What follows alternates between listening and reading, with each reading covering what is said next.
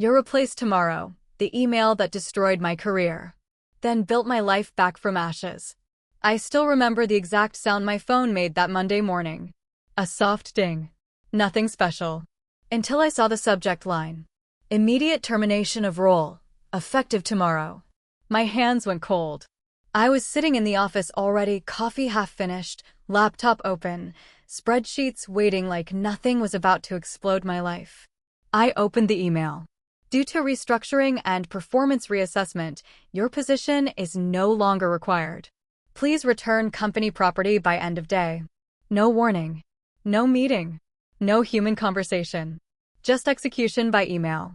I blinked at the screen, trying to convince myself it was a mistake. Then my manager walked in. She didn't even sit down.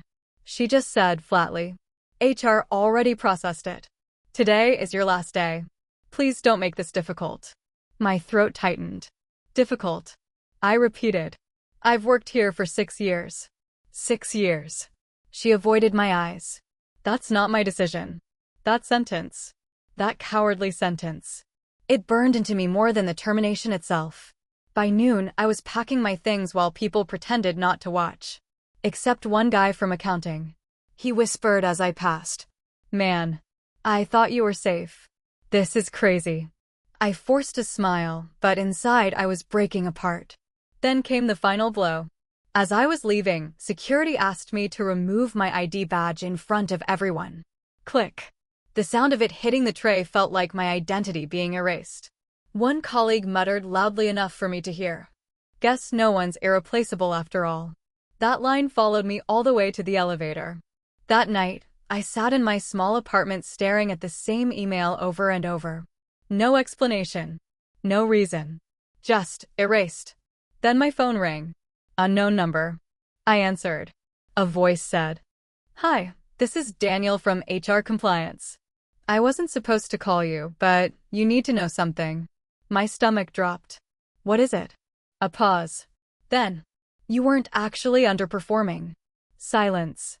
My grip tightened. What? He lowered his voice like he was afraid of being heard. There was a budget cut, but your salary level was too high. They needed someone to absorb your workload at a lower cost. Your termination was strategic. I felt sick. So I was just expensive? He hesitated. I shouldn't be telling you this. But yes. Then he added something that made my chest collapse. And your replacement starts tomorrow. I didn't sleep that night. At 3:17 a.m., I sat on the floor, staring at my reflection in the dark TV screen. 6 years. Late nights. Missed birthdays.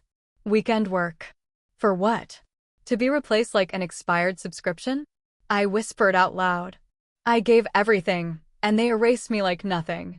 Then something inside me snapped, not into rage, but into clarity. A terrifying calm. The next morning, I didn't beg. I didn't call HR. I didn't send angry emails. Instead, I opened my laptop and did something I never had time for before. I wrote down everything I knew.